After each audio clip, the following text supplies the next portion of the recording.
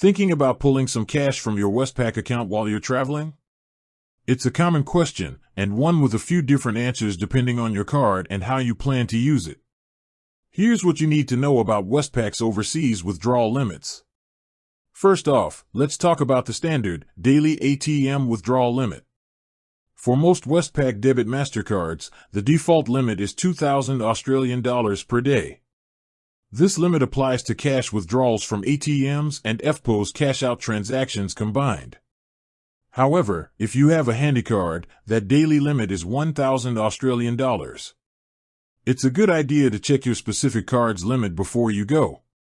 Now, what if you need more? The good news is you can usually increase this daily withdrawal limit. This can be done securely through Westpac's online banking or their mobile app. It's a simple process, but you'll want to do it before you travel so you're not trying to figure it out in a foreign country. Keep in mind there is a maximum you can increase it to, which is typically 2,000 Australian dollars. Beyond the limits, there are a few other things to be aware of. When you're at an ATM overseas, you might be charged a few different fees. Westpac has a network of partner ATMs, known as the Global ATM Alliance, where you won't pay a Westpac withdrawal fee. That's a huge plus. The partners include banks like Bank of America, Barclays, and Deutsche Bank. A list of these can be found on Westpac's website.